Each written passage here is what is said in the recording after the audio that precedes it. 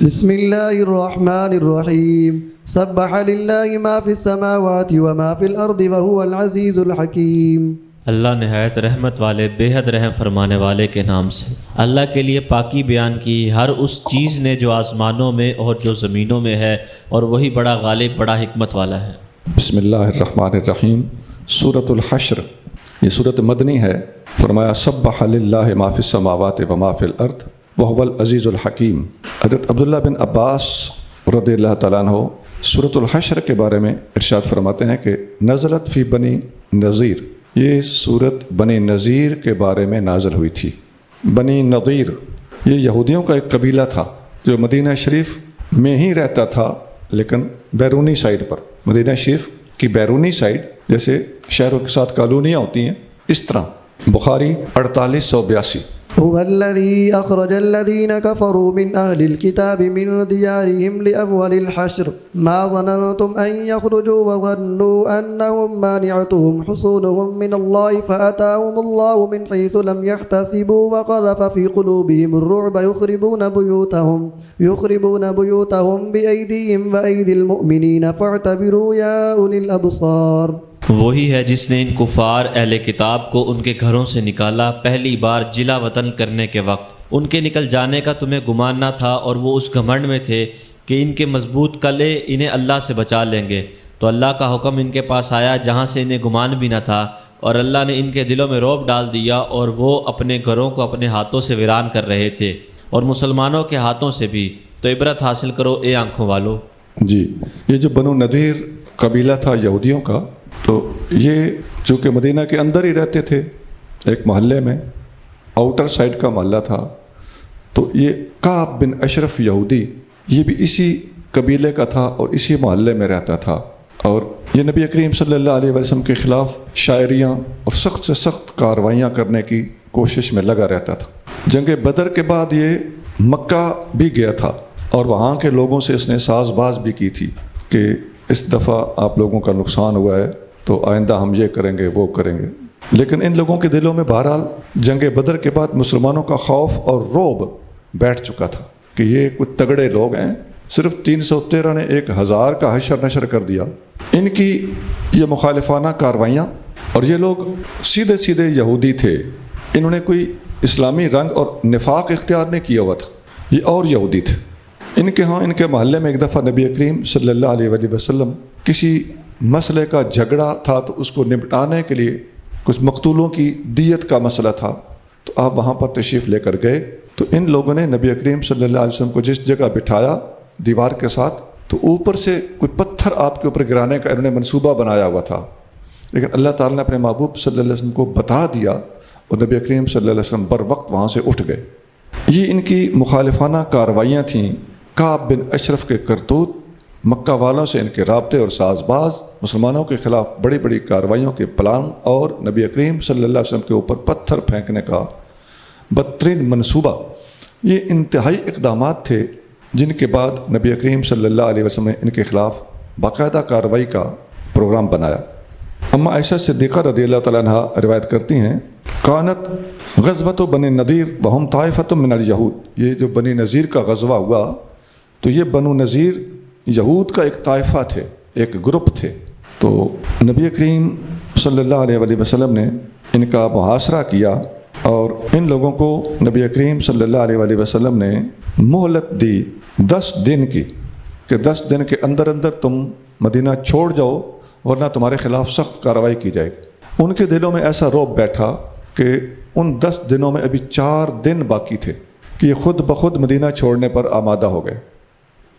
انہوں نے وہاں سے شفٹ کیا اور مدینہ شریف سے چل کر شام چلے گئے، اور جو کچھ ان کے گھر تھے، مال تھے، فصلیں تھیں، ایک ریکویسٹ کی انہوں نے کہ ہم اپنے اونٹوں کے اوپر جو سامان لاد سکتے ہیں وہ ہمیں لے جانے کی اجازت دے دیں، آخر ہم انسان ہیں، ہم نے وہاں جا کے کہیں نہ کہیں پڑاؤ ڈالنا ہے، گزارا کرنا ہے۔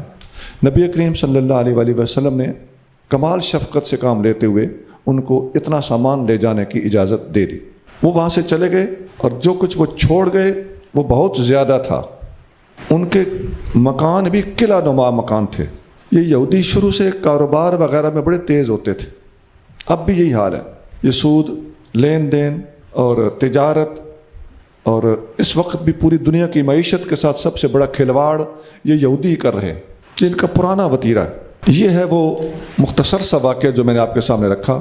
اس کے بارے میں اللہ تعالیٰ قرآن شریف کی آیت میں ارشاد فرما رہا ہے کہ یہ اول الحشر تھا، یعنی پہلا حشر، ان لوگوں کا پہلی بار نکلنا۔ اب دوسرا حشر بعد میں ہوا، یہ پہلا حشر یہ پہلے کا لفظ بتا رہا ہے کہ دوسرا بھی ہوا ہے۔ ولولا أن كتب الله عليهم الجلاء لعذبهم في الدنيا ولهم في الآخرة عذاب النار۔ اور اگر اللہ نے ان پر جلا وطنی نہ لکھ دی ہوتی تو دنیا ہی میں ضرور ان کو عذاب دیتا، اور آخرت میں ان کے لیے آگ کا عذاب ہے۔ جلا وطنی اگر نہ ہوتی تو عذاب ہوتا، اور آخرت والا عذاب تو بہرحال ہے۔ اس واقعے سے پہلے کعب بن اشرف قتل ہو چکا تھا۔ نبی کریم صلی اللہ علیہ وآلہ وسلم کے بڑے بڑے دشمن جنہوں نے مسلمانوں کو سب سے زیادہ تنگ کیا، ان میں چوٹی پہ ابو جہل آتا ہے، اس کے بعد امیہ، اور پھر ترتیب وار کچھ اور بھی ہو سکتے ہیں، لیکن اتنا کہنے میں ہم حق بجانب ہیں کہ کعب بن اشرف بھی بہت بڑا دشمن رسول تھا۔ ان بڑے بڑے 3 کفار کے گرگوں کو آپ جانتے ہیں، ابو جہل کو 2 بچوں نے قتل کیا تھا، اور امیہ کو حضرت بلال حبشی اور چند ساتھیوں نے قتل کیا تھا، اور کعب بن اشرف کو حضرت محمد بن مسلمہ نے قتل کیا تھا۔ نبی کریم صلی اللہ علیہ وسلم نے جب صحابہ کرام کو فرمایا تھا کہ کون ہے من لکعب بن اشرف فإنہ یؤذی اللہ ورسولہ، کعب بن اشرف کا کون علاج کرے گا، یہ اللہ اس کے رسول کو اذیت دیتا ہے، تو محمد بن مسلمہ رضی اللہ عنہ کو کھڑے ہو گئے، انہوں نے کہا حضور یہ مشن مجھے سونپیے، اور وہ گئے۔ ایک طویل واقعہ ہے، انہوں نے اس کو قتل کر دیا۔ محمد بن مسلمہ کا اس کو قتل کرنا کئی کتابوں میں، بخاری میں بھی ہے، مسند احمد میں بھی ہے۔ ایک حوالہ نوٹ کر لیں، پہلے میں لکھا چکا ہوں یہ حوالہ بخاری سے، یہاں مسند احمد کا حوالہ بھی نوٹ کر لیں، 15134 15134۔ ذلك بأنهم شاقوا الله ورسوله ومن يشاق الله فإن الله شديد العقاب۔ یہ اس لیے کہ انہوں نے اللہ اور اس کے رسول کی مخالفت کی، اور جو اللہ اور اس کے رسول سے مخالفت کرے تو بے شک اللہ کا عذاب بہت سخت ہے۔ جی بے شک، آگے چلیے۔ ما قطعتم من لينة أو تركتموها قائمة على أصولها فبإذن الله وليخزي الفاسقين۔ کھجوروں کے جو درخت تم نے کاٹے یا ان کی جڑوں پر انہیں کھڑا چھوڑ دیا تو یہ سب اللہ کے اذن سے ہوا، اور اس لیے کہ وہ نافرمانوں کو ذلیل کرے۔ بنو النذیر کا محاصرہ کرنے کے لیے کچھ حکمت عملی اختیار کرنا تھی، تو اس کے پیش نظر کچھ درخت کاٹنا پڑے، تو اس پر پھر بنو النذیر نے باتیں بنائیں کہ جی دیکھیے درخت کاٹنا تو جنگی آداب کے خلاف تھا، تو اللہ تعالیٰ نے اس کے بارے میں یہ آیت نازل فرمائی کہ جو کچھ بھی کیا گیا جنگی حکمت عملی کے تحت کیا گیا، اور ایک ٹہنی بھی کٹی ہے تو ہمارے حکم سے کٹی ہے۔ ذرا اس آیت پہ غور کیجیے، ایک ٹہنی بھی کٹی ہے تو ہمارے حکم سے کٹی ہے۔ وہ کون سی آیت ہے جس میں لکھا ہو کہ فلاں ٹہنی کاٹیں، فلاں ٹہنی کاٹیں، فلاں ٹہنی کاٹیں، فلاں ٹہنی نہ کاٹیں؟ ایسی کوئی آیت نہیں ہے قرآن میں۔ قرآن کہتا ہے ہر ٹہنی کٹی ہے تو ہمارے حکم سے، اور اگر چھوڑ دی گئی ہے تب بھی ہمارے حکم سے۔ او ترکتموہا قائمۃ علی اصولہا فباذن اللہ، تو یہ ڈیٹیل، یہ تفصیل تو کہیں بھی نہیں ہے قرآن میں۔ اس سے پتہ چلتا ہے کہ اللہ تعالیٰ کی اپنے محبوب کے ساتھ قرآن کے علاوہ بھی باتیں ہوتی تھیں۔ یہ مستشرقین اور حدیث کے منکرین کے لیے قابل غور چیز ہے۔ چند باتیں آپ کو نوٹ کرا دوں۔ حدیث کی حجیت، اس موضوع پر بھی آپ لوگوں کو بہت مہارت ہونی چاہیے۔ قرآن کی بہت سی آیات آپ کو ایسی پتہ ہونی چاہیے اور یاد ہونی چاہیے جن کے اندر نبی کریم صلی اللہ علیہ وسلم کی حدیث کی اہمیت بیان کی گئی ہے، جیسے لقد کان لکم فی رسول اللہ اسوۃ حسنہ، اور ما آتاکم الرسول فخذوہ وما نہاکم عنہ فانتہوا، اور اطیعوا اللہ و اطیعوا الرسول، قل ان کنتم تحبون اللہ فاتبعونی یحببکم اللہ، من یطع الرسول فقد اطاع اللہ۔ جی بہت زیادہ آیات ہیں جن میں سے میں نے آپ کو چند سنا دی ہیں۔ پھر ان آیتوں کی تفاسیر دیکھیں، تشریح دیکھیں، اپنی تیاری مکمل کریں۔ اس موضوع پر کچھ کتابیں نوٹ کر لیں، یہ کتابیں لکھنے والا کوئی بھی ہو، چونکہ اس موضوع پر ہمیں کام دیتی ہیں، لہذا آپ نوٹ کر لیں۔ نمبر 1، حجیت حدیث، یہ حضور غزالی زماں کی کتاب ہے، مقالات کاظمی کی پہلی جلد میں موجود ہے، 100 سے زیادہ صفحے ہیں، بہت محققانہ کتاب۔ نمبر 2، مقام حدیث، نمبر 3 سنت خیر الانام، سنت و خیر الانام، ہم پنجابی اردو کی اضافت سے اکثر بول دیتے ہیں سنت خیر الانام، کوئی حرج نہیں۔ نمبر 4 سنت کی آئینی حیثیت۔ نمبر 5 سنت کا تشریعی مقام، اس کی تو 2 جلدیں ہیں۔ ایک اور رسالہ ہے حجیت حدیث، ایک کتاب ہے فتنہ انکار حدیث۔ یہ ساری کتابیں ایک سے بڑھ کر ایک ہیں۔ ان میں سے مولانا محمد ایوب صاحب دہلوی کی آخری کتاب جو میں نے لکھائی، یہ میں نے آپ کو پہلے نوٹ کرائی تھی۔ وما أفاء الله على رسوله منهم فما أوجفتم عليه من خيل ولا ركاب ولكن الله يسلط رسله على من يشاء والله على كل شيء قدير۔ اور جو مال اللہ نے ان سے نکال کر اپنے رسول پر لوٹا دیے تو تم نے ان پر نہ گھوڑے دوڑائے تھے اور نہ اونٹ، ہاں اللہ اپنے رسولوں کو مسلط فرما دیتا ہے جس پر چاہے، اور اللہ جو چاہے اس پر قادر ہے۔ یہ بنو نذیر کے جو مال اسباب تھے یہ اللہ نے اپنے محبوب صلی اللہ علیہ وآلہ وسلم کی طرف لوٹا دیے۔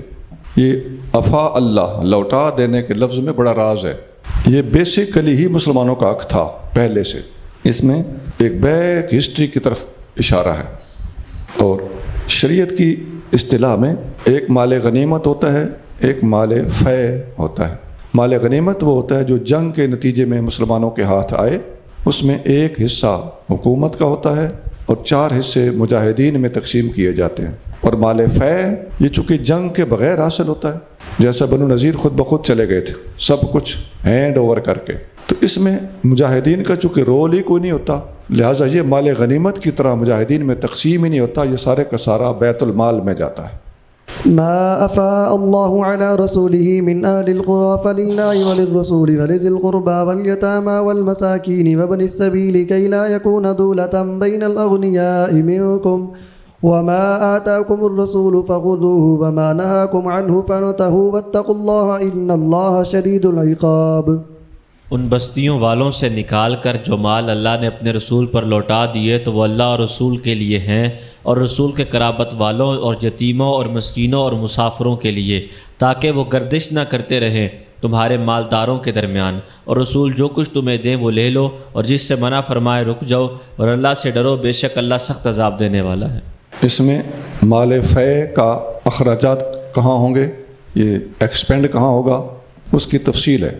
وہ اللہ اس کے رسول کے لیے ہے اور قرابت داروں کے لیے ہے، یتیموں مسکینوں اور مسافروں کے لیے ہے۔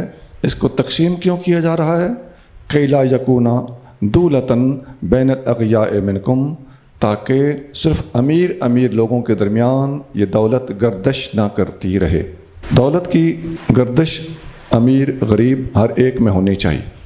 حضرت عمر فاروق رضی اللہ عنہ فرماتے ہیں کانت اموال بنی النضیر مما افاء اللہ علی رسولہ، بنو نذیر کے مال یہ وہ چیز تھے جو اللہ تعالیٰ نے اپنے رسول صلی اللہ علیہ وآلہ وسلم کو مال فے کے طور پر عطا فرمائے تھے۔ مما لم یوجف المسلمون علیہ بخیل ولا رکاب، اور ان کے لیے مسلمانوں نے اپنے گھوڑے اور اپنی سواریاں دوڑا کر ان کے خلاف جہاد نہیں کیا تھا، جہاد کرنا ہی نہیں پڑا تھا۔ فکانت لرسول اللہ خاصتاً، یہ سارے کا سارا مال اللہ کے رسول کے لیے تھا خاص طور پر۔ اللہ کے رسول کے لیے ہونے کا مطلب حکومت کی تعویل میں تھا اور بیت المال کی چیز تھی۔ ينفق علی اہلہ منہا نفقۃ سنتہ، نبی کریم صلی اللہ علیہ وآلہ وسلم اپنے اہل و عیال پر 1 سال کا خرچہ اس میں سے لے لیتے تھے۔ ثم یجعل ما بقی فی الصلاح والقرآ، پھر اس میں سے جو بچتا وہ اسلحہ وغیرہ اور جنگی جانور وغیرہ ان کے لیے آپ استعمال کرتے تھے۔ عدۃ فی سبیل اللہ، اللہ کی راہ میں جہاد کی تیاری مکمل رکھنے کے لیے۔ بخاری 4885 4885۔ یہی وہ زمینیں تھیں، ان لوگوں کے سامان تھے جن کے بارے میں اس حدیث کے ساتھ ہی فوراً ایک حدیث آگے لکھ لیجئے۔ حضرت عمر فاروق رضی اللہ تعالیٰ عنہ فرماتے ہیں، لمبی حدیث ساری ہے، میں اس کا شارٹ آپ کو سنانے لگا ہوں۔ فاروق اعظم رضی اللہ تعالیٰ عنہ ایک دفعہ اپنے گھر میں تشریف فرما تھے۔ آپ کا ایک خادم، اس کا نام یرفع ہے، وہ آ کے کہنے لگا باہر دروازے پر حضرت عثمان غنی، عبد الرحمن بن عوف، حضرت زبیر بن عوام، سعد بن ابی وقاص، یہ سارے آئے ہوئے ہیں اور آپ سے اجازت مانگتے ہیں، اندر آنا چاہتے ہیں۔ آپ نے فرمایا لے آؤ۔ اندر آ گئے، ان سے کوئی بات ہوئی، اتنے میں آپ کا خادم یرفع پھر آ گیا۔ عرض کرتے ہیں حضور بار حضرت علی المرتضیٰ اور حضرت عباس بن عبد المطلب تشریف لائے ہیں۔ اجازت ہو تو اندر لے آؤں. آپ نے فرمایا لے آؤ. 4 پہلے تھے، 2 یہ 6 ہو گئے. اب 6 اللہ کے پیارے فاروق اعظم کے پاس ان کے رہائش گاہ پر پہنچ گئے. 7 میں فاروق اعظم خود ہیں، 8 میں یرفع ہیں. پہلے جو پہنچے ہوئے تھے ان تک سارا معاملہ پہنچا ہوا تھا. پہلے والوں نے کہا کہ آپ ہماری بات رہنے دیں، ہم بعد میں آپ سے بات کر لیں گے. پہلے ان چچا بھتیجا کا آپس میں کوئی مسئلہ ہے، ان کی گفتگو سنیں. وہ اس کھیتی باڑی کے معاملے میں آپس میں کچھ اختلاف تھا، اس بارے میں وہ بات کرنے فاروق اعظم کے پاس پہنچے تھے. فاروق اعظم تک بھی وہ بات اس گفتگو سے لگتا ہے کہ پہلے پہنچی ہوئی تھی. فاروق اعظم نے فرمایا انشدکم باللہ الذی باذنہ تقوم السماء والارض، میں اس اللہ کی قسم دے کر آپ سے پوچھتا ہوں جس کے اذن سے آسمان اور زمین قائم ہے. هل تعلمون ان رسول اللہ صلی اللہ علیہ وسلم قال لا نورث ما ترکنا صدقۃ، کہ رسول اللہ صلی اللہ علیہ وسلم نے فرمایا ہے، آپ جانتے ہو کہ رسول اللہ صلی اللہ علیہ وسلم نے فرمایا ہے، قسم دے کر پوچھا کہ ہمارا کوئی وارث نہیں ہوتا، ہم جو کچھ چھوڑ جائیں وہ صدقہ ہوتا ہے. یرید رسول اللہ صلی اللہ علیہ وسلم نفسہ، اور نبی کریم صلی اللہ علیہ وسلم اپنی بات کر رہے تھے. تو قال الرہط قد قال ذالک، تمام حاضرین نے کہا کہ حضور کا فرمان ایسا ہی ہے. اب راوی کتنے ہو گئے جی؟ 8. اچھا، یہ تو ایک موقع ہے، ابھی اور بہت ہے. پھر آپ نے سیدنا علی مرتضیٰ رضی اللہ تعالیٰ عنہ اور عباس بن عبد المطلب کی طرف بھی متوجہ ہو کر الگ سے پوچھا کہ کیا یہ نبی پاک کا فرمان ہے؟ تو قالا، ان دونوں نے بھی جواب دیا قد قال ذالک، بے شک حضور نے ایسا فرمایا تھا. اب راوی کون ہو گئے؟ علی المرتضیٰ بھی، عباس بن عبد المطلب بھی، حضور کے چچا رضی اللہ عنہما. قال عمر فاروق نے کہا جب اللہ تعالیٰ نے رسول اللہ صلی اللہ علیہ وسلم کو یہ مال فے عطا فرمایا تو یہ نبی کریم صلی اللہ علیہ وسلم کا خاصہ تھا، اس میں کسی اور کا کوئی حصہ نہیں تھا. حضور کا خاصہ ہونے کا مطلب سمجھ لیں، یعنی یہ سرکاری چیز تھی، اس میں کسی اور کا کوئی حصہ نہیں تھا. ثم قرأ، پھر آپ نے یہ آیت پڑھی ما افاء اللہ علی رسولہ منہم، یہ جو آیت آپ کے سامنے ہے یہ فاروق اعظم نے پوری قرآن کی آیت پڑھی. خیر آگے پھر آپ نے بتایا کہ نبی کریم صلی اللہ علیہ وآلہ وسلم نے جب پردہ فرمایا تو یہ ابو بکر صدیق کی تحویل میں آیا، کیونکہ صدیق اکبر نبی کریم صلی اللہ علیہ وسلم کے خلیفہ بنے تھے. ابو بکر نے اس میں فعمل فیہا ما عمل رسول اللہ صلی اللہ علیہ وسلم، ابو بکر صدیق نے اس کے بارے میں وہی عمل کیا جو عمل رسول اللہ صلی اللہ علیہ وسلم کرتے رہے تھے. واللہ یعلم، اور اللہ اچھی طرح جانتا ہے. انہ فیہا لصادق بار راشد تابع للحق، اس میں ابو بکر صدیق صادق تھے، سچ پر تھے، بار تھے، نیک تھے، راشد تھے، رشد و ہدایت پر تھے، تابع للحق، حق کے تابع تھے. بھی الفاظ میں تھوڑے چکی ہوئی ہیں کہ نہیں. پھر ابو بکر صدیق وفات پا گئے. فکنت انا، پھر میری باری آئی، میں خلیفہ بنا، پھر یہ مال میرے پاس رہا. اپنی عمارت کے 2 سال میں وہی عمل کرتا رہا جو اس میں رسول اللہ صلی اللہ علیہ وآلہ وسلم نے عمل کیا اور جو ابو بکر صدیق نے عمل کیا. اللہ جانتا ہے انی فیہا لصادق بار راشد تابع للحق، میں بھی صادق ہوں، بار ہوں، راشد ہوں اور تابع للحق ہوں. پھر آپ دونوں نے میرے سے آ کے بات کی اور میں نے یہ زمین کھیتی باڑی کے لیے آپ دونوں چچا بھتیجا کے حوالے کر دی. اور میں نے بھی آپ سے یہی کہا تھا آپ کے حوالے کرتے وقت کہ رسول اللہ صلی اللہ علیہ وآلہ وسلم نے فرمایا ہے لا نورث ما ترکنا صدقۃ، ہمارا وارث کوئی نہیں ہوتا، ہم جو چھوڑ جائیں وہ صدقہ ہوتا ہے. اب آپ لوگ اس پر کھیتی باڑی کر رہے ہیں، آپ اس کو نبھا سکتے ہیں ماشاءاللہ. اگر آپ سے نہیں نبھتا، آپس کے میں آپ کا اختلاف ہو گیا ہے، تو اگر آپ چلا سکیں ٹھیک، نہیں چلتا مجھے بتا دیں، بیت المال کی چیز ہے، میں واپس لے لیتا ہوں، اس کا کوئی بندوبست اور ہو جائے گا. آپ کا آپس میں اختلاف جھگڑا نہیں ہونا چاہیے. بخاری 3094 3094. ہاں جی بولیں، حدیث نمبر کیا ہے؟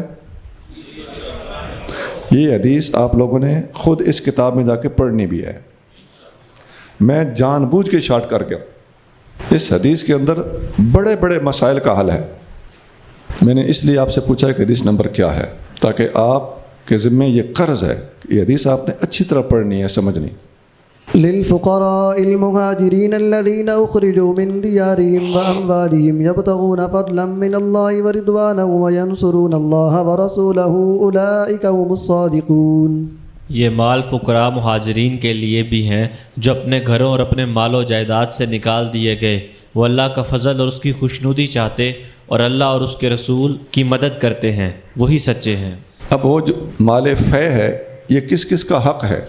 آپ نے چند طبقات پہلے سنے جن پر رسول اللہ صلی اللہ علیہ وآلہ وسلم نے، حضور کے خلفاء نے بیت المال کے حوالے سے آگے خرچ کرنا ہوتا ہے۔ ان میں سے اس مال کے حقداروں کی جو فہرست آپ نے سنی، اگلے حقدار اب بیان ہونے لگے ہیں۔ فرمایا للفقراء، یہ لام جو ہے نا یہ اسی پچھلے والے مضمون سے ربط پیدا کر رہی ہے۔ یہ مال فے فقراء کے لیے ہے، جو کون ہیں؟ مہاجرین، جو اپنے گھروں سے نکالے گئے، ان کے مال ان سے چھینے گئے۔ یہ اللہ کا فضل، اس کی رضا تلاش کرنے والے لوگ ہیں، یہ اللہ اس کے رسول کے مددگار ہیں۔ اولئک الصادقون، یہ برحق اور صدق و یقین والے لوگ ہیں۔ آگے چلیے جی، مال فے اور کس کا حق ہے؟ والذين تبوأوا الدار والإيمان من قبلهم يحبون من هاجر إليهم ولا يجدون في صدورهم حاجة مما أوتوا ويؤثرون على أنفسهم ولو كان بهم خصاصة ومن يوق شح نفسه فأولئك هم المفلحون۔ اور ان کے لیے بھی جو لوگ مہاجرین کے آنے سے پہلے ہی دارالہجرہ اور دارالایمان مدینہ طیبہ میں مقیم ہو گئے، اپنی طرف ہجرت کر کے آنے والوں کو دوست رکھتے ہیں اور اپنے دلوں میں کوئی طلب نہیں پاتے اس چیز کی جو ان مہاجرین کو دی گئی، اور وہ دوسروں کو اپنی جانوں پر مقدم رکھتے ہیں اگرچہ خود انہیں شدید حاجت ہو، اور جو اپنے نفس کے بخل سے بچایا گیا تو وہی لوگ کامیاب ہیں۔ سبحان اللہ۔ مہاجرین کے بعد انصار کا ذکر فرمایا، والذین تبوأوا الدار والایمان من قبلہم، اور ان لوگوں کا حق ہے مال فے میں جنہوں نے گھر تیار کیے اور اپنے ایمان کو مضبوط رکھا اور مہاجرین کے پہنچنے سے پہلے پہلے ان کا استقبال کیا اور سارا سامان تیار کیا۔ یحبون من ہاجر الیہم، جو ہجرت کر کے آتا تھا ان میں سے ایک ایک بندے سے یہ محبت کرتے تھے۔ ولا یجدون فی صدورہم حاجۃ مما اوتوا، اور جو کچھ ان کو دیا جاتا تھا اس کی اپنے دل میں کوئی حاجت محسوس نہیں کرتے تھے۔ ویؤثرون علی انفسہم ولو کان بہم خصاصہ، اور اپنے اوپر اپنے مہاجر بھائیوں کو ترجیح دیتے تھے، خواہ خود ضرورت مند ہوتے تب بھی ان کو ترجیح دیتے تھے۔ فمن یوق شح نفسہ فاولئک هم المفلحون۔ یہ جو مہاجرین کا آپ نے تذکرہ سنا، آیت مختصر بھی ہو سکتی تھی، جیسا پیچھے بیان ہوا ہے کہ فلاں فلاں فلاں ہستیوں کا اس میں مال فے میں حق ہے، تو یہاں بھی ان کے ساتھ ایک لفظ مہاجر اور ایک لفظ انصار کا ہوتا تو بات ختم تھی کہ ان کا بھی حق ہے۔ نہیں، اللہ تعالیٰ جل شانہ کی کوئی بات حکمت سے خالی نہیں ہوتی۔ اللہ نے مہاجرین کا ذکر کیا تو اللہ نے آیت کو طول دیا، ان کی شانیں بھی ساتھ ہی ساتھ بیان کر دیں۔ مہاجروں کا کیوں حق ہے؟ ان کو ان کے گھروں سے نکالا گیا، ان کے مالوں سے نکالا گیا، یہ اللہ کا فضل اور رضا تلاش کرنے والے ہیں، رسول اللہ کی مدد کرتے ہیں، اللہ اس کے رسول کے مددگار ہیں اور سچے ہیں، صادق ہیں۔ یہ ساری صفتیں ساتھ بیان کیں تاکہ بعد میں آنے والے بد زبان لوگوں کو ان ہستیوں کے خلاف زبان درازی کا موقع نہ ملے، ان کے منہ علمی طور پر پہلے سے بند کر دیے جائیں۔ اور اب جب انصار کا ذکر ہوا تو ان کی ڈیٹیل بھی ارشاد فرمائی کہ ان کا بھی حق ہے جو انصاری ہیں، لیکن انصاری کے لفظ بول کر بات ختم کر دینے کے بجائے ان کے کمالات کے حوالے سے ان کا تعارف کروایا۔ یہ کون ہے بھلا انصاری؟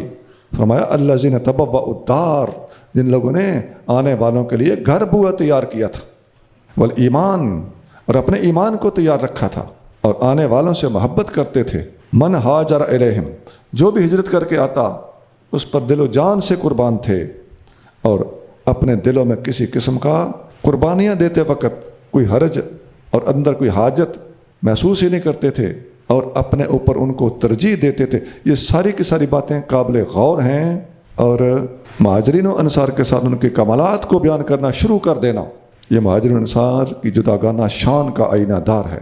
اور مہاجرین و انصار میں کون کون ہے یہ آپ کو سارا پتہ ہونا چاہیے۔ کوئی نہیں کہہ سکتا کہ جی یہ تم تو فلاں کو چھوڑ رہے ہو اور فلاں۔ مہاجرین میں سارے آ جاتے ہیں۔ جس وقت مکہ والے گنو گے نا تو مہاجرین میں ابو بکر و عمر بھی آئیں گے، عثمان و علی بھی آئیں گے، عائشہ اور زہرا بھی آئیں گی۔ جس کا کیمرہ ہی ڈنگا ہے نا وہ فٹافٹ کہے گا اس میں نے تم نے فلاں کا ذکر نہیں کیا۔ قرآن میں، اسلام میں، سنت میں، اہل سنت میں انشاءاللہ شمول ملے گا، سب کو اکٹھا رکھنا ملے گا۔ بڑا معروف واقعہ آپ لوگوں نے پہلے سن رکھا ہوگا کہ ایک انصاری صحابی مہمان کو گھر لے کر گئے تو گھر میں کھانا کم تھا تو رات کو چراغ بجھا دیا کہ مہمان یوں سمجھے جیسے یہ ہمارے ساتھ کھا رہے ہیں. اور صبح جب نبی کریم صلی اللہ علیہ وسلم کے پاس گئے تو نبی پاک علیہ السلام نے فرمایا لقد عجب اللہ عز وجل من فلان و فلانۃ، اللہ تعالیٰ بہت خوش ہوا ہے فلاں مرد اور فلاں عورت کا رات والا رویہ دیکھ کر. ان کے حق میں یہ آیت اتری تھی وَيُؤْثِرُونَ عَلَىٰ أَنفُسِهِمْ وَلَوْ كَانَ بِهِمْ خَصَاصَةٌ. بخاری 4889 4889 4889. انصاریوں نے نبی کریم صلی اللہ علیہ وآلہ وسلم سے عرض کیا اقسم بیننا و بین اخواننا النخیل، حضور ہماری کھجوریں ہمارے اور ہمارے بھائی سے مراد مہاجر، ہمارے اور ہمارے مہاجر بھائیوں کے درمیان ہمارے باغ تقسیم کر دیں، باغ تقسیم کر دیں، کھجوروں کی ٹوکری کی بات نہیں ہو رہی. قال اللہ، حضور صلی اللہ علیہ وسلم نے فرمایا نہیں ایسا نہیں، یہ زیادہ قربانی ہے جو آپ دے رہے ہو. فقالوا، انہوں نے عرض کیا تکفون المعونۃ ونشرککم فی الثمرۃ. ٹھیک ہے پھر ایسا کرتے ہیں کہ کھیتی باڑی میں مہاجر ہمارا ساتھ دیں اور فصل آدھی آدھی کر لیا کریں گے. نبی پاک علیہ السلام نے فرمایا ٹھیک ہے، اور مہاجرین نے کہا سمعنا و اطعنا، مہاجرین نے کہا کہ ہم نے بھی یہ فیصلہ قبول کیا. بخاری 2325 2325. والذين جاءوا من بعدهم يقولون ربنا اغفر لنا ولإخواننا الذين سبقونا بالإيمان ولا تجعل في قلوبنا غلا للذين آمنوا ربنا إنك رؤوف رحيم. اور اس مال میں ان کا بھی حق ہے جو ان کے بعد ہجرت کر کے آئے، وہ کہتے ہیں اے ہمارے رب ہماری مغفرت فرما اور ہمارے ان بھائیوں کی جو ہم سے پہلے ایمان لا چکے ہیں، اور ہمارے دلوں میں ایمان والوں کی طرف سے کینہ نہ رکھ، اے ہمارے رب بے شک تو بہت رحمت والا بے حد رحم فرمانے والا ہے. ابھی ایک اور حقدار طبقہ بھی ہے، وہ کیا ہے؟ جو مہاجرین و انصار کے بعد والے لوگ ہیں، ان کا بھی اس میں حق ہے. اب یہاں سے پتہ چلتا ہے کہ یہ چیز کیا تھی، یہ بیت المال کی چیز تھی. اور بعد والے کرتے کیا ہیں؟ یقولون، اب ان کی بھی شان بیان ہونی شروع ہو گئی. مہاجرین کی شان الگ، انصار کی شان الگ، اور بعد والوں کی شان سنیے. اللہ ہمیں اپنی شان بچانے کی توفیق دے. وہ شان کیا ہے اور اس شان کو بچانے کی ضرورت کیا ہے سنیے. بعد والوں کا کام ہے یقولون ربنا اغفر لنا ولاخواننا الذین سبقونا بالایمان.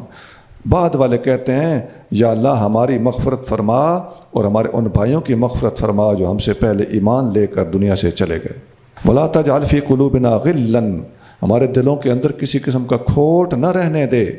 للذین آمنوا، ایمان والوں کے لیے. یا اللہ ایمان والوں کے لیے ہمارے سینے ہمارے دل صاف کر دے. ربنا انک رؤوف الرحیم، اے اللہ اے ہمارے رب بے شک تو رؤوف اور رحیم ہے.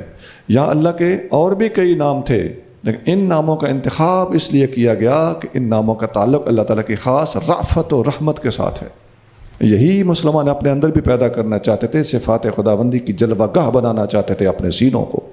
اب بتائیے جی، اس آیت کے ہوتے ہوئے جو اپنے سے پہلے والوں کی مخالفت کرے، گلے کرے، نبی کریم صلی اللہ علیہ وآلہ وسلم کے انہی مہاجرین اور انصار کی مخالفت کرے اور اپنے دل کے اندر غل کھوٹ رکھے، تو اس کا حشر کیا ہے، اس کا درجہ کیا ہے، اس کے بارے میں آپ ذرا سنیے. حضرت امام جعفر صادق رضی اللہ عنہ اپنے والد گرامی امام باقر سے روایت کرتے ہیں، اور وہ اپنے والد گرامی حضرت امام زین العابدین رضی اللہ عنہ سے روایت کرتے ہیں کہ ان کے پاس ایک بندہ آیا، اس نے کہا اے رسول اللہ صلی اللہ علیہ وآلہ وسلم کے بیٹے عثمان کے بارے میں آپ کا کیا خیال ہے؟ حضرت عثمان غنی کی بات پوچھی. آپ بات سمجھ گئے کہ یہ کوئی وہ بندہ ہے جس کے بارے میں قرآن نے کہا ہے کہ جن کے دلوں میں غل ہوگا، یہ کھوٹا بندہ ہے کوئی. آپ نے فرمایا کیا تم ان لوگوں میں سے ہو؟ آپ اس بندے پر سوال کر رہے ہیں جس نے پوچھا کہ عثمان کے بارے میں آپ کیا کہتے ہیں. آپ نے فرمایا کیا تم مہاجر ہو؟ اس نے کہا نہیں میں مہاجر نہیں ہوں. آپ نے فرمایا تم انصاری ہو جنہوں نے مہاجروں کا استقبال کیا تھا؟ اس نے کہا نہیں میں انصاری بھی نہیں. آپ نے فرمایا اچھا. فرمایا ایمان والوں کے 3 طبقے ہیں، مسلمان ہوگا، مومن ہوگا تو یا مہاجر ہوگا یا انصاری ہوگا یا ان کے لیے دعا گو ہوگا. تم نہ مہاجر ہو نہ تم انصاری ہو، میں گواہی دیتا ہوں تم نے خود مانا کہ تم مہاجر اور انصاری نہیں ہو. میں کہتا ہوں کہ تم ان کے لیے دعا کرنے والوں میں شامل نہیں ہو. تم ایمان کے اندر رہنے والے 3 طبقوں میں سے ہو ہی نہیں، تم کوئی چوتھی بلا ہو۔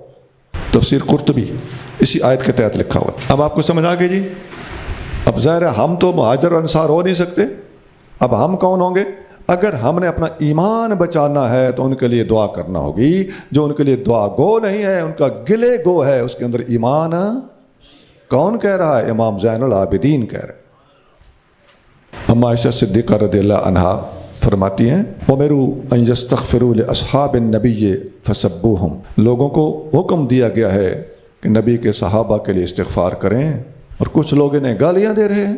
مسلم 3022 نبی کریم صلی اللہ علیہ وآلہ وسلم جب بقیع الغرقد میں تشریف لے جاتے، جسے جنت البقیع کہتے ہیں، تو آپ یہ دعا فرماتے۔ عام طور پہ پچھلی رات آپ تشریف لے جاتے تھے، فرماتے السلام علیکم دار قوم مؤمنین واتاکم ما توعدون غدا مؤجلون وانا ان شاء اللہ بکم لاحقون اللہم اغفر لأہل البقیع الغرقد۔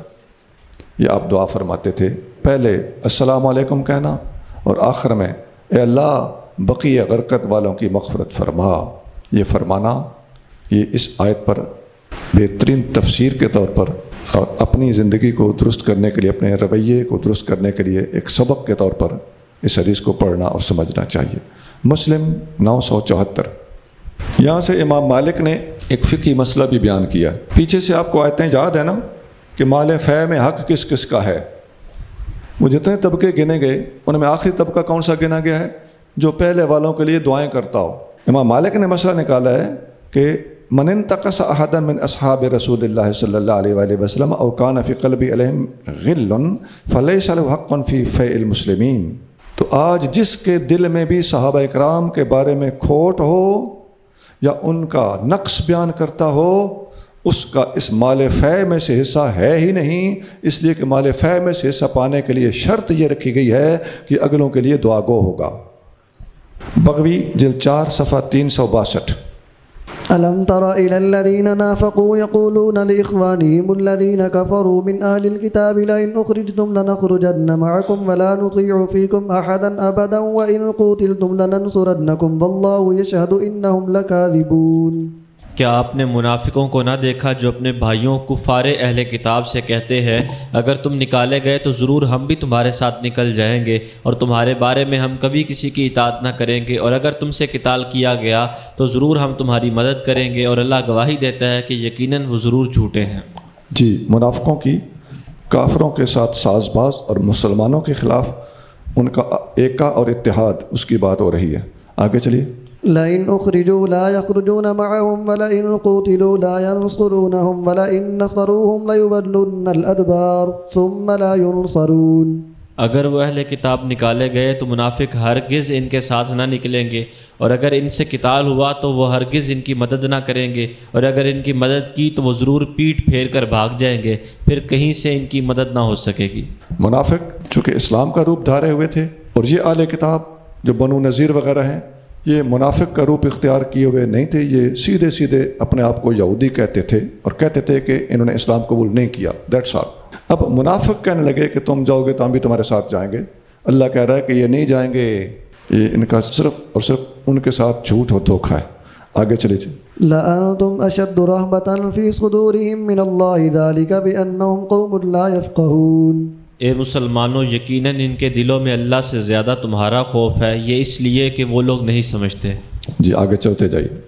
لا يقاتلونكم جميعا إلا في قرى محصنة أو من وراء جدر بأسهم بينهم شديد وتحسبهم جميعا وقلوبهم شتى ذلك بأنهم قوم لا يعقلون۔ وہ سب مل کر بھی تم سے نہ لڑ سکیں گے مگر قلعہ بند شہروں میں یا دیواروں کی آڑ میں، ان کی لڑائی ان کے آپس میں بہت سخت ہے۔ اے مخاطب، تو انہیں مجتمع سمجھتا ہے حالانکہ ان کے دل متفرق ہیں، یہ اس لیے کہ وہ لوگ عقل سے کام نہیں لیتے۔ ان لوگوں کے پاس عقل بھی کوئی نہیں، اور ان لوگوں کے مفادات بھی جدا جدا ہیں، اور ان لوگوں کے پاس چونکہ ایمان نہیں ہے، ایمان نہ ہونے کی وجہ سے ان کے اندر جرت بھی کوئی نہیں ہے، ساری کمزوریاں ان کے پاس ہیں، یہ کبھی بھی مسلمانوں کا مقابلہ نہیں کر سکیں گے۔ اور ایک اور کمزوری ان کی بتائی گئی کہ ان کے آپس میں بھی اختلافات ہیں، اور دشمنوں کے آپس کے اختلافات اچھی طرح سمجھنا، نوٹ کرنا اور ان سے فائدہ اٹھانا یہ اسلامی حکمت عملی ہے اور یہ ہونی چاہیے. آگے چلیے. كمثل الذين من قبلهم قريبا ذاقوا وبال أمرهم ولهم عذاب أليم. ان کی مثل ان لوگوں کی طرح ہے جنہوں نے ان سے پہلے قریب زمانے میں اپنی شامت اعمال کا مزہ چکھ لیا ہے اور ان کے لیے نہایت دردناک عذاب ہے. جی چلیے. كمثل الشيطان إذ قال للإنسان اكفر فلما كفر قال إني بريء منك إني أخاف الله رب العالمين. ان کی مثال شیطان کی طرح ہے جب اس نے انسان سے کہا کفر کر، پھر جب اس نے کفر کیا تو شیطان نے کہا بے شک میں تجھ سے بیزار ہوں، یقیناً میں تمام جہانوں کے رب اللہ سے ڈرتا ہوں. سیدنا علی بن ابی طالب رضی اللہ تعالیٰ عنہ فرماتے ہیں کہ ایک راہب تھا اگلے زمانوں کا درویش، تو وہ اپنے عبادت خانے میں تنہا عبادت کرتا تھا. ایک عورت سج دھج کے اس کے پاس آئی اور غلط دعوت دی. شیطان نے اس راہب کو پٹی پڑھائی تو اس نے کہا کوئی حرج نہیں، اس کی بات مان لو. اس نے اس کی بات مانی، عورت کو حمل ہو گیا. اس شیطان نے اس کو کہا اوہ یہ تو کام خراب ہو گیا، اب اس کو قتل کر دے ورنہ تمہاری بےزتی ہو جائے گی. اس نے اس کو قتل کر دیا. اب لوگوں نے آ کے اس کو گرفتار کیا، پکڑا گیا. جب وہ پکڑا گیا تو پھر شیطان اس کے پاس آیا. اس نے کہا میں تمہاری اس موڑ پہ مدد کر سکتا ہوں. کہنے لگا مجھے سجدہ کرو، میں ابھی تمہیں رہائی دلا دوں گا. اس بندے نے شیطان کو سجدہ کر دیا. جب سجدہ کر چکا تو اس نے کہا کہ میں نے تم سے جو کروانا تھا کروا لیا ہے، اب موجیں کر. پہلے کردار تباہ کیا، پھر عزت تباہ کی، پھر ایمان تباہ کیا، اور سارے کام سٹیپ بائی سٹیپ کیے. یہاں سیدنا علی مرتضیٰ رضی اللہ تعالیٰ عنہ یہ آیت پڑھی کمثل الشیطان، یہ مثال شیطان کی ہے. اذ قال للانسان اکفر، جب یہ انسان کو کہتا ہے کہ کافر ہو جا. فلما کفر، جب انسان کافر ہو جاتا ہے. قال انی بریء منک، میں بری ہوں تم سے، میرا تیرے ساتھ کوئی تعلق نہیں. مستدرک حاکم 3851 3851. یہاں اس واقعے پہ ذرا توجہ کریں. اس کو کہتے ہیں بلیک میلنگ. جو بندہ کسی کے کہنے پہ چھوٹا سا جرم کرتا ہے، اس کا گندا دوست اسی جرم کو کروانے کے بعد دوسرا جرم کروائے گا، یہ کہتے ہوئے کہ یہ بھی کر نہیں تو بتا دوں گا، پھر اگلا کر نہیں تو بتا دوں گا، یہ بھی کر نہیں تو بتا دوں گا. یہ موبائلوں میں، نیٹ پر، اس کے علاوہ دوسری زندگی میں چوری چکاری کے حوالے سے، کسی قسم کی بدکاری کے حوالے سے تمام نوجوان اس بات کو اچھی طرح نوٹ کریں. بیٹا آپ کے یہ گندے دوست ہمیشہ آپ کے دشمن ثابت ہوں گے. ہمارے نوجوان بچے ہوں یا بچیاں، سب کو یہ سخت تنبیہ ہے کہ کسی بھی اس قسم کے کام میں کسی کے ساتھ مل کے ملوث نہیں ہونا. ایسا بندہ ہمیشہ آپ کے عزت، کردار اور ایمان تک کا دشمن ثابت ہو سکتا ہے. فكان عاقبتهما أنهما في النار خالدين فيها وذلك جزاء الظالمين. تو ہمیشہ ان کا جہنم میں رہنا ان دونوں کا انجام ہوا اور یہی بدلہ ہے ظالموں کا. منافقوں کا اور اہل کتاب جو حضور پر ایمان نہیں لائے تھے، ان سب کا جہنم میں رہنا نتیجہ ہے، انجام ہے اور عاقبت ہے. آگے چلیے. يا أيها الذين آمنوا اتقوا الله ولتنظر نفس ما قدمت لغد واتقوا الله إن الله خبير بما تعملون.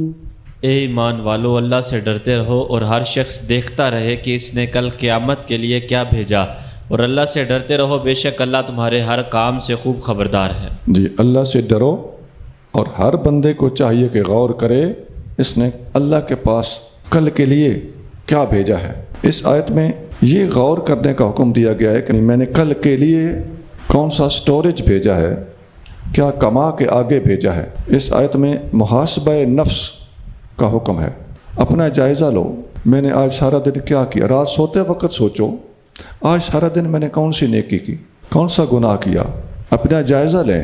نیکی کی ہے اس کو ترقی دیں، غلطی کی ہے اس پر استغفار کریں اور آئندہ وہ غلطی نہ کریں، اور ہو سکے تو اس کا ازالہ کریں. یہ ہے اپنے آپ کا محاسبہ. نفس کا اور اپنے آپ کا محاسبہ کرنے پر یہ آیت بنیادی آیت ہے. اور نبی کریم صلی اللہ علیہ وسلم کی سنت ہے کہ یہ آیت نبی کریم صلی اللہ علیہ وسلم خطبے میں بھی پڑھا کرتے تھے. خطبہ نکاح میں بھی یہ پڑھنا مسنون ہے. ولا تكونوا كالذين نسوا الله فأنساهم أنفسهم أولئك هم الفاسقون. اور ان جیسے نہ ہو جاؤ جو اللہ کو بھلا بیٹھے تو اللہ نے ان کی جانوں کو ان سے بھلا دیا، وہی فاسق ہے. اللہ کو بھلا بیٹھے تو اللہ تم سے تمہارا اپنا آپ ہی بھلوا دے گا. چلیے. لا يستوي أصحاب النار وأصحاب الجنة أصحاب الجنة هم الفائزون. دوزخی اور جنتی برابر نہیں، جنتی ہی کامیاب ہیں. جی چلیے. لو أنزلنا هذا القرآن على جبل لرأيته خاشعا متصدعا من خشية الله وتلك الأمثال نضربها للناس لعلهم يتفكرون. اگر ہم اس قرآن کو کسی پہاڑ پر نازل فرماتے تو اے مخاطب ضرور تو اسے اللہ کے لیے جھکتا ہوا، اللہ کے خوف سے پھٹا ہوا دیکھتا، اور یہ مثالیں لوگوں کے لیے ہم بیان کرتے ہیں تاکہ وہ غور و فکر سے کام لیں. جی پہاڑ میں بھی یہ سینس ہے کہ اللہ کا خوف کرے، اور اس قرآن کے اندر اتنی پاور، اتنی طاقت ہے کہ پہاڑ پر بھی اترتا تو پہاڑ ریزہ ریزہ ہو جاتا. نبی کریم صلی اللہ علیہ وسلم کھجور کے ایک تنے کے ساتھ ٹیک لگا کر جمعہ کا خطبہ دیا کرتے تھے. ایک صحابی نے عرض کیا اگر آپ حکم دیں تو میں آپ کو ممبر بنا دوں. حضور نے اجازت دی. جب ممبر بن کے آیا آپ علیہ السلام نے اس ممبر پر تشریف فرما ہو کر خطبہ دیا تو وہ تنا جس کے ساتھ پہلے حضور ٹیک لگا کر خطبہ دیا کرتے تھے وہ رونے لگا. اور حدیث میں آتا ہے فصاحت النخلۃ التی کان یخطب عندها حتی کادت تنشق، اتنا رویا ایسے لگتا تھا کہ یہ کہیں پھٹ نہ جائے. فنزل النبی صلی اللہ علیہ وسلم حتی اخذها فضمها الیہ، نبی کریم صلی اللہ علیہ وسلم ممبر سے اترے، اس کو پکڑ کر اپنے سینے سے لگا لیا جیسے انسان کو جپھی لگاتے ہیں. تو فجعلت تئن انین الصبی التی یسکت، تو وہ تنا اس طرح ڈسکورے لینے لگا جیسے بچہ رونے کے بعد چپ کرتا ہے تو اس کی جو رونا ہوتا ہے وہ آہستہ آہستہ ڈیمپ ہوتا ہے، اس طرح وہ تنا اپنے رونے کو آہستہ کرنے لگا. بخاری 2095 2095. والله الذي لا إله إلا هو عالم الغيب والشهادة هو الرحمن الرحيم. وہی اللہ ہے جس کے سوا کوئی معبود نہیں، وہ ہر پوشیدہ اور ظاہر کو جاننے والا ہے، وہی ہے نہایت رحمت والا، بے حد رحم فرمانے والا. جی یہ اللہ کی شان ہے، اس کی عظمت ہے. ہو اللہ، ہو کی ضمیر اللہ کی طرف، اللہ اس میں جلالت، الذی اس میں موصول وہ بھی اللہ کی طرف، لا الہ الا ہو اس کے سوا کوئی معبود نہیں، یہ بھی اللہ کی توحید. عالم الغیب یہ بھی اللہ کی صفت، والشہادت یہ بھی عالم الشہادہ یہ بھی اسی کی صفت. ہوا یہ بھی ضمیر اللہ کی طرف، الرحمن یہ بھی اللہ کی صفت، الرحیم یہ بھی اللہ کی صفت. پوری کی پوری آیت یہ مرکب ناقص نہیں ہے، مرکب تام ہے، لیکن ایسا مرکب تام ہے کہ اس میں ایک لفظ بھی اللہ تعالیٰ کی یا تو ذات یا اللہ کی صفات یا اللہ کی طرف لوٹنے والی کوئی نہ کوئی ضمیر یا اللہ کے لیے کوئی اسم موصول پر مبنی ہے، اس کے علاوہ اس ذات کے سوا کوئی لفظ استعمال نہیں کیا گیا. پتہ نہیں سمجھ آئیے کہ نہیں. والله الذي لا إله إلا هو الملك القدوس السلام المؤمن المهيمن العزيز الجبار المتكبر سبحان الله عما يشركون. وہی ہے اللہ جس کے سوا کوئی معبود نہیں، بادشاہ ہے، پاک ذات، ہر نقص سے سالم، امان بخشنے والا، نگہبان، بہت غالب، نہایت عظمت والا، کبریائی والا. اللہ پاک ہے ہر اس چیز سے جسے وہ اس کا شریک ٹھہراتے ہیں. قرآن شریف میں اللہ تعالیٰ کے اسماء حسنہ جس مقام پر سب سے زیادہ اکٹھے بیان ہوئے ہیں وہ یہی مقام ہے. آگے چلیے. والله الخالق البارئ المصور له الأسماء الحسنى يسبح له ما في السماوات والأرض وهو العزيز الحكيم. وہی ہے اللہ بنانے والا، ایجاد فرمانے والا، صورت دینے والا، اسی کے لیے ہیں سب اچھے نام، اسی کے لیے پاکی بیان کرتی ہیں وہ سب چیزیں جو آسمانوں اور زمینوں میں ہیں، اور وہی ہے نہایت غلبے والا، بڑی حکمت والا. جی یہ مزید نام ہیں. هو اللہ الخالق البارئ المصور. آخر میں فرمایا لہ الاسماء الحسنى، حسین نام ہیں اس کے. نبی کریم صلی اللہ علیہ وسلم فرماتے ہیں للہ 99 اسما، اللہ تعالیٰ کے 99 نام ہیں. پھر اس کی وضاحت فرمائی 100 الا واحدا، ایک کم 100، لا یحفظها احد الا دخل الجنہ، جو بھی ان کو حفظ کرے گا وہ جنت میں جائے گا. وہو وتر یحب الوتر، اللہ تعالیٰ واحد ہے اور وحدانیت و توحید کو پسند کرتا ہے. بخاری 6410 6410. یہ 99 نام کون کون سے ہیں؟ یہ ترمذی میں حدیث ہے، ترمذی 3507 3507. حدیث صحیح ہے. ان ناموں کو یاد کرنے کی جو بات ہو رہی ہے، ان کو کم از کم زبانی یاد کر لینا یہ تو ہمارے لیے آسان ہے نا. باقی ان کو زندگی میں اپنا ورد بنائے رکھنا وہ بھی بہت بڑا فائدے کا حامل ہے، اور پھر ان کو پڑھنے کے لیے ان کی زکوٰۃ ادا کرنا اس سے زیادہ فائدہ مند ہے. عام طور پر جو علماء نے ان کی زکوٰۃ بیان کی ہے وہ یہ ہے کہ 40 دن تک 4000 دفعہ روزانہ پڑھا جائے تو ان میں سے ایک ایک اسم کی زکوٰۃ ادا ہو جائے گی. اور یہ جو پورا رکوع ہے سورۃ حشر کا آخری رکوع، یہ اگر سورۃ فاتحہ پڑھ کے پھر یہ رکوع پڑھا جائے تو جس بندے کو کوئی شیطان کا حملہ ہو اور دورہ پڑتا ہو تو یہ اس کے لیے بہترین رقیہ ہے، دم ہے. سبحان ربک رب العزت عما یصفون وسلام علی المرسلین والحمد للہ رب العالمین.